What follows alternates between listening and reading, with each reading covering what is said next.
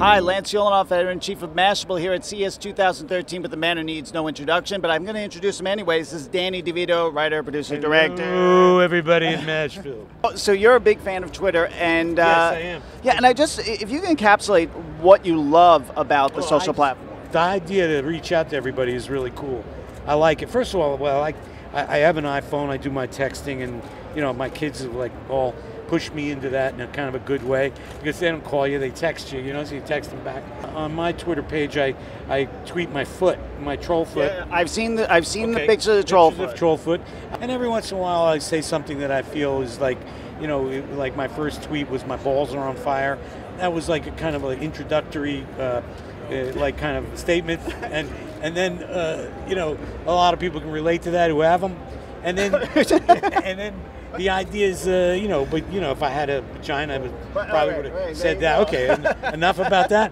And then, so the idea is that I'd say that it's kind of cool to like keep that.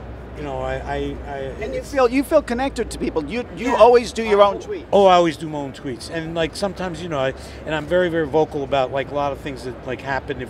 And I get a lot of feedback too. Like I have all kinds of fans that are in all political spectrums. I'm very, very left myself in terms of like the idea of like I want social justice for everybody. I want everybody to embrace each other, and I know that we got to everybody capitalize and make money and do all that, but I think that we have to like be thinking about what's going on in the world and people who are having a little bit tougher time in the world, and we have to make sure we keep everybody afloat, because this is, and not only in the United States, which is a place that's walking on a floor of genocide, but the idea is that where we are at this time, we have to be positive about it and like embrace everybody's desires, give everybody free speech, free will. We have to respect the Second Amendment, but we don't have to bring AK-47s in and have everybody stand around. Any nut in the world can grab one and go, come in here, God forbid. So you really believe in the power for social good. Social media is power for social good. I mean, it's got both. It's both ways. I mean, you look on all the sites. There are people with very different views that we look at, and we have to like be exposed to. Now, you see Twitter as you're a creative person, so I imagine you see Twitter as a creative platform. I'm like, does that change the way you think? Does it inspire you? Does it inspire how you work? Well, I mean, it makes you excited that you can take a picture of your foot and send it out to millions of people every day. It's like really fun, and if I see something that's worth sending, like if I'm somewhere and I love taking pictures with my foot with all kinds of different situations, and so that does excite you when you get response about your work, whether it's the show I'm in, Sunny, or if I'm making a movie or whatever it is, and people respond to it. It's a great thing. Actors are like I mean, and there's big egos, and there's all kinds of like.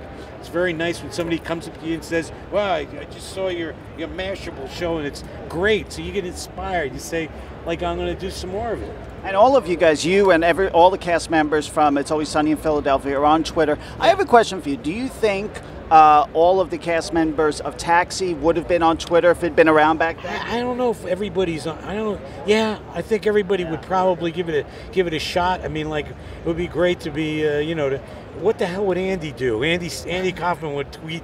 Who the heck knows if he would? He would probably love it. I mean, like, everybody, all the cast would probably do it. Yeah.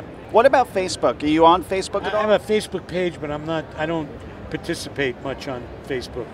It's like I think this one, the Twitter thing is really easy for me, and I'm simplifies like. All right, I have to ask one more question for my son. Yes. You were in Batman 2 with Michael Keaton. I played Oswald Cobblepot. And was that makeup tough? Oh, it was fun.